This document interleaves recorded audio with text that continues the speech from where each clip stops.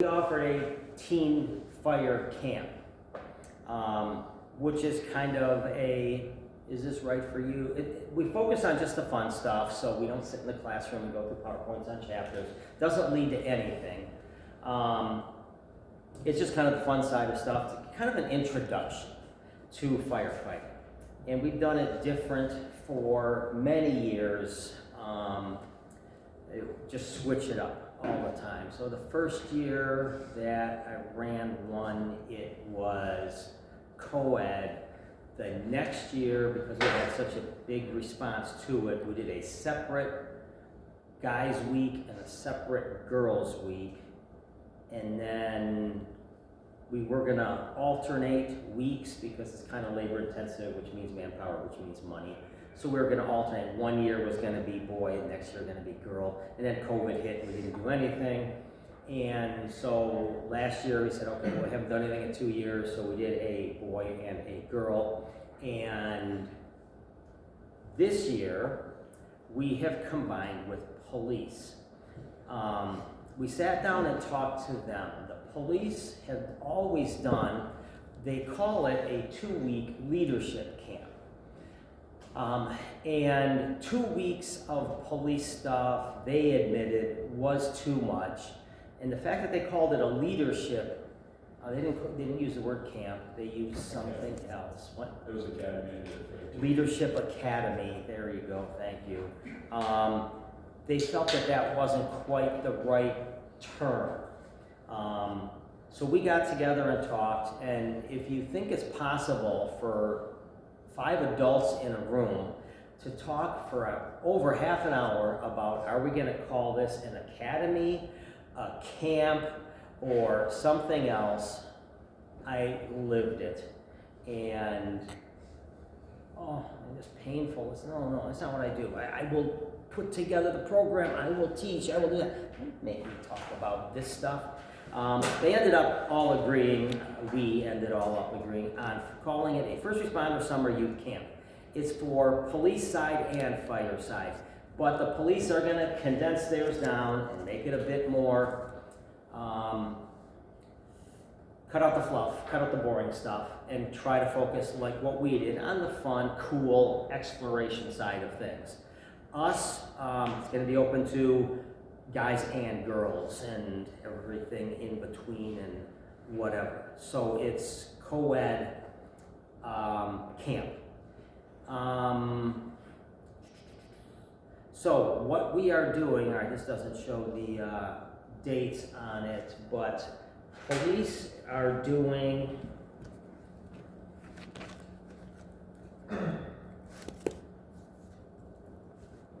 June, I believe it's 15, 16, 20, something like that. It goes end of 1 week and the beginning of a week. Or it might be, yeah, I think it's 15, 16, 20. And then we're doing 21, 22, 23 for fire, and then 24 will be a graduation for both. People can sign up for one and just do the police side. They can sign up for just the fire side, or they can sign up for both. So if anyone that you know of has asked about it, it's going to be teens, so 13 to 18. Anyone you know has asked, that's a good place for them to check it out. The other reason I bring that up is, as I said, it is labor intensive. So being the fact that you're going to be well above those folks at your skill level, I could use you if you are available those 3 or 4 days. I could use some help with some of our practical skills. It's going to be some of the easier, fun stuff. They will wear a pack, but they're not going to go through chapter 5 on what it's made of and what are the parts called or anything like that. So we're going to help them put packs on so they see what it's like and walk around a building and stuff like that. So anyway, 2 things to think about. Questions on that? I would just say I'd be willing to help. Okay, I'll get names later on that one. Is it like an actual camp where you stay there? No, that was the police side of things. They said, no, you shouldn't use the word camp because camp means overnight. So I don't know, give me another word and we'll consider it, but I think camp has more of a fun connotation. But obviously, some people do think camp means overnight. That's the first thing that popped in your head. So, yeah, no, it doesn't. It is not that. It is like 9 to 3 or something along those lines. 8 to 3 maybe. You answer. Oh, okay. When did fire camp first start?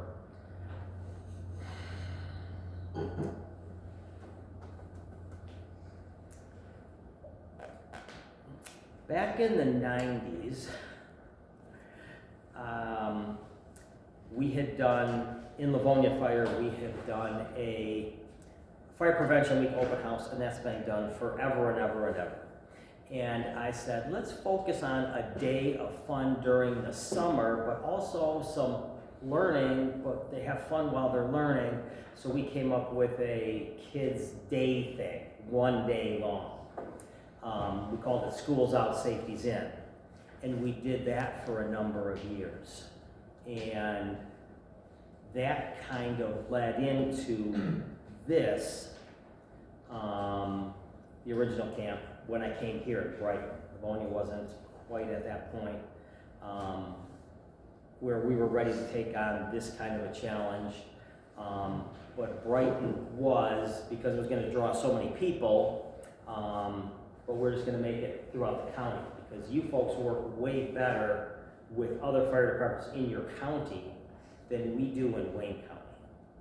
So that made conditions ripe here for the fire camp. So, 8 years ago, maybe? Something like that. All right. Mike? You said it was in June, like June 15th, 16th? The police side is the week before and the Monday of the 20th. Ours is Tuesday, Wednesday, Thursday, 21, 22, 23. And then 24 Friday, that's gonna be graduation, fun activities, lunch, that kind of stuff. So if you went to just police, come back on the 24th if you can and join the barbecue. If you did just fire, the next day is a barbecue. If you did both, it's gonna be the end of the whole thing. So if you guys wanna, if anyone here is thinking about police, I hope I haven't failed that badly, but if you are, sign up for the police side. You do not have to do both sides. You can sign up for just one if your brain is that off center. If it is the police side. Anyways. Okay. Anywhere on this? Do you want to log out so your stuff doesn't appear here? While he's doing that, your number in class. So I know we go to 28, but I know that we are missing some who dropped, Bo, McCormick, and stuff like that. And the reason I'm asking this is for numbers. I'm going to get last time we had a problem with water, I will get some water today. I am going to write on the cap your student number. Okay, and then tomorrow you can have that, and then refill it at Heartland, and refill it before we head off-site. I don't know if they have running water in the building we're going to be training in. They do. Okay, so you can fill it there. But I'll give you one bottle.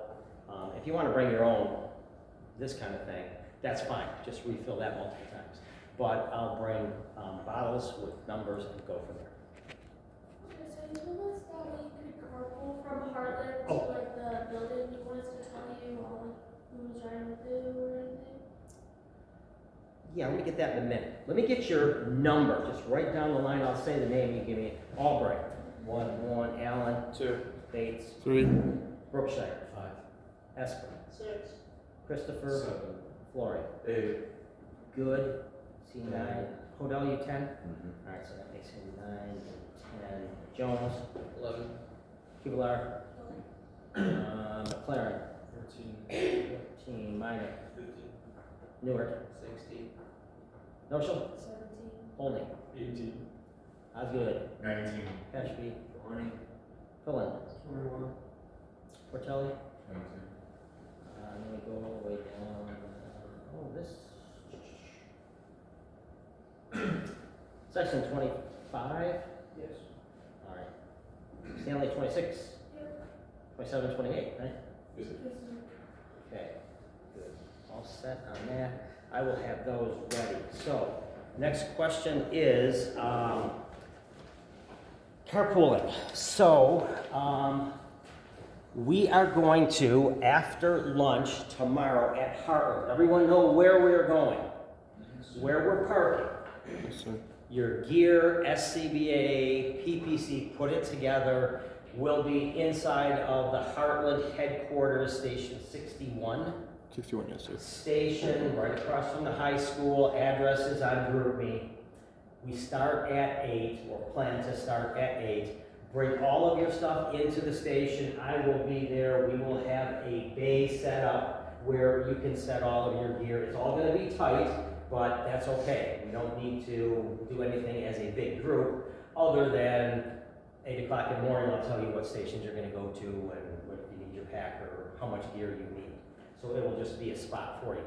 Do that in numerical order so you will know exactly where yours is when you come back based on other names on helmets or numbers on things, etc. After lunch, we're gonna leave and go to DQ.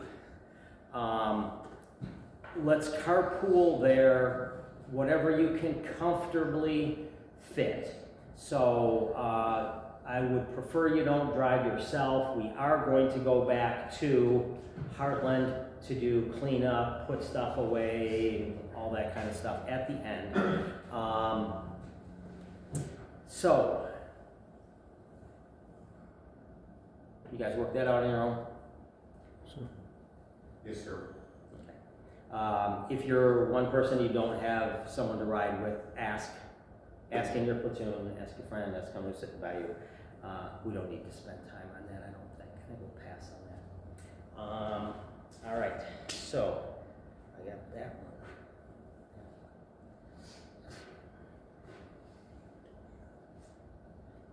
When you leave today, your full PPC and SCBA mask, a full cylinder, all cylinders in the compressor room are full as of yesterday, ours, the green ones.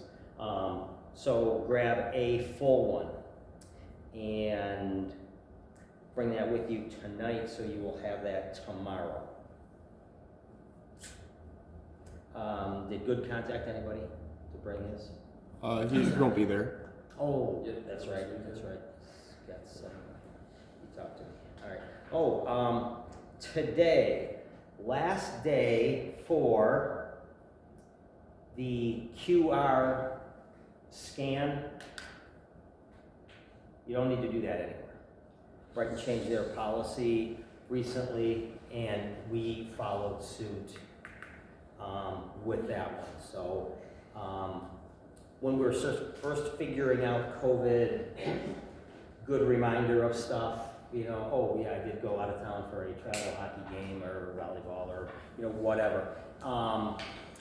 But nowadays, I think most people are kind of familiar with that, and we've gotten a little bit better hold on COVID, how it spreads, and our treatment of it.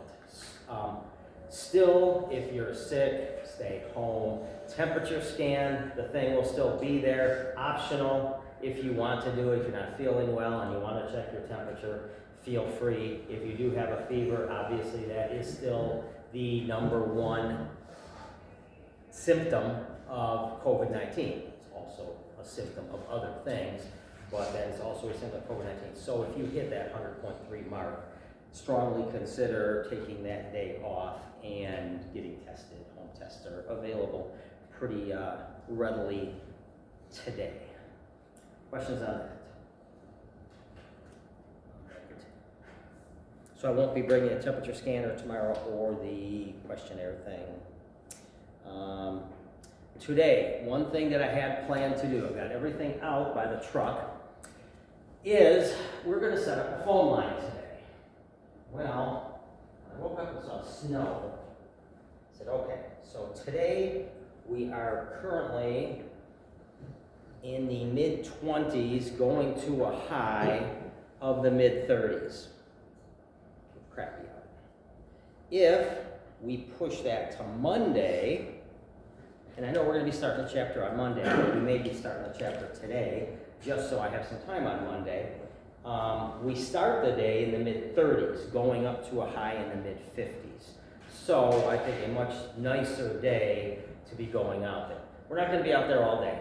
It's gonna probably be a half an hour, and we're gonna work it into our practical schedules and rotations, so you'll all get a chance to do it, but I want you to see it done once together as a group, so you can start to put together how it all kind of makes sense.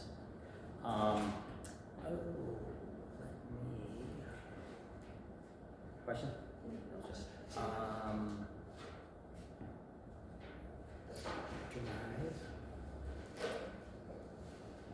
That video that I wanted to move over in chapter 18. Okay, so all my videos. Oh, I think it's in here. Yes.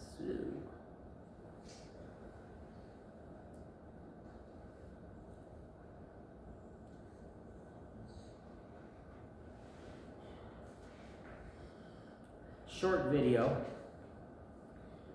We saw this before, back in, I think, chapter 14, fire control. It's only 3 minutes. See if it makes more sense. Okay, welcome back. Today we're going to demonstrate a basic foam operation using the standard Miami equipment, which is an inline eductor hooked up to the pump panel discharge with a reducer. This eductor, you can see it's rated here at 125 GPM. So it must be matched with a 125 GPM nozzle, which we have on the other end of the 200-foot jump line being made by our fire recruits. You notice the hose here? This is a standard Miami 200-foot jump line, and it's Palm Conquest 800. Remember, the friction loss in this is half as much as the standard 1 3/4 fire line. For this demonstration, we're using the Palm Conquest and 125 GPM nozzle and 100 PSI matched to the 125 GPM eductor. It's important that you have a nozzle matched to the eductor. Right? We're going to get the pump going in a minute. We're going to establish a water flow to the line, and then we're going to set the eductor at a 3% eduction rate. Okay, you can see the arrow lined up on the 3. Okay, this is for standard hydrocarbons, gasoline, diesel, that type of fuel. If we have an alcohol type hydrocarbon spill, we need to bump this up to 6%. As you can see, you have to push it in, turn it to where you want it, and let it pop out. It should lock in that position. Okay, when you inspect the equipment, you should make sure that this clamp is in place. This clamp is in place, and nothing's clogging the eductor strainer on the bottom. Right? I have 3 types of foam here from different manufacturers, but they're all essentially the same. You can see this is an alcohol-resistant AFFF, either 3 or 6% foam. All right. Once I get the water flowing, I'm going to test to make sure that I have suction at 3%. I'm going to notify the operator of the nozzle that they need to open the nozzle fully to get the most efficient reduction from the eductor, so we get the proper mixing within the line. Remember, at 3%, we have 3 gallons per minute of foam flowing out with 97 gallons of water. Get started up.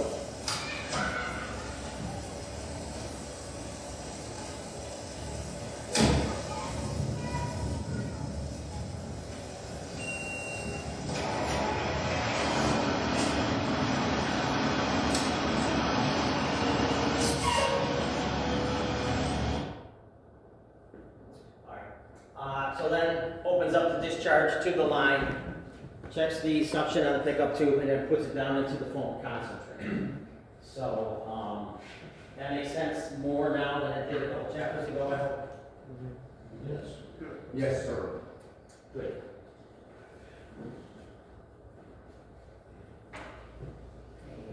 All right. So on that Saturday, so we covered what the book says about thermal imagers, which was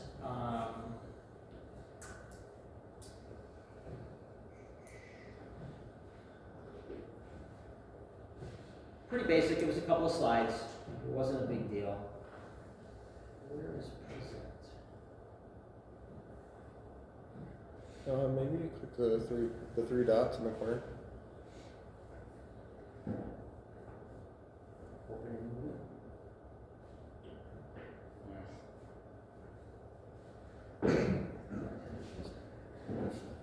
Opening Google Slides. Yeah.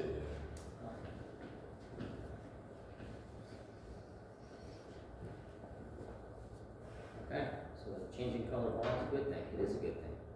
All right, so, oh yeah, thanks. Good. This slide program, obviously, I put together a long time ago. When we got our first thermal imager in Livonia. So this goes a little bit deeper than we need to go right now. Some of the stuff's a little bit outdated, but a lot of the stuff is not covered in the book, and I thought it was worthwhile to go through and hit some of these points. We're not going to spend a long time on this. But unfortunately, I had to leave on that Saturday before we started the evolutions, so I don't know exactly what got covered with your tick time. I hope we had enough of an outline where you got a lot of good stuff anyways. But let's see what we can help. All right, so tick gives you a better understanding of what you're seeing. You should get more comfortable with it, blah, blah, blah, blah, blah. One manufacturer of lenses for the tick and 3 manufacturers for the engines that power it. There is an NFPA standard on thermal imagers now. When I made this, there wasn't. So that one is outdated, incorrect.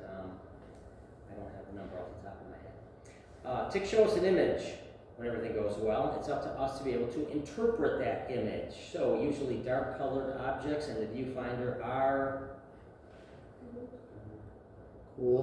cooler, and light colored objects are hotter, warmer. Yes, good. And that's within the viewfinder.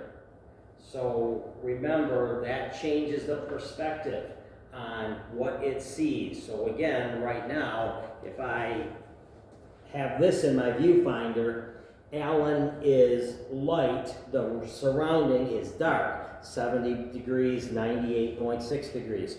If there was a fire burning and I have that, he is appearing dark, the fire in the garbage can is appearing white, because that is the hottest thing in the viewfinder.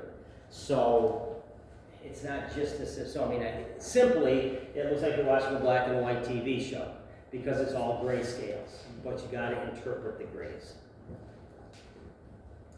It's not night vision. You do not need light of any kind, and you should be able to see detail for about 85 feet on most of our ticks today. Heat flows from hot to cold. If it's a good conductor, understand what's going on between black and white, good. This is where we see on this electromagnetic spectrum, we see here. Infrared, which is the technology that thermal imagers operate on, moves us all the way to here. So we're able to see everything in there through infrared. Add that to our site, and we are doing well. So we're going to get back to this in a little bit. The guy worked with Larry, he's a woodworker guy. We put 2 screws in a piece of wood. One was colored blue, one was colored yellow. Obviously, that is over here in this scale. We're going to take a look at that same piece of wood in a little bit in this scale. All right, so here it is on a hot day. Take the piece of wood outside with the sun, and you can see that the warmest things there are the pieces of wood, or the nail screws sticking out of it. Again, a good conductor. If I take that and I put it in the air-conditioned office and then set it outside, it is now appearing dark, because that is the coolest thing in that same picture outside of the fire station on a hot day. This is the torch that is actually burning, but on the mix that it is, you cannot see the visible flame. Take a picture through the thermal imager viewfinder, and you are seeing that. Again, obviously that is going to be the hottest thing in the viewfinder. So back to this piece of wood, easy to tell which one of those screws that I held the torch to. The one on the left, and if I turn the piece of wood around again, so we can't tell which one's yellow, which one's blue in through the thermal imager, seeing in the grayscales. But we can see through the thermal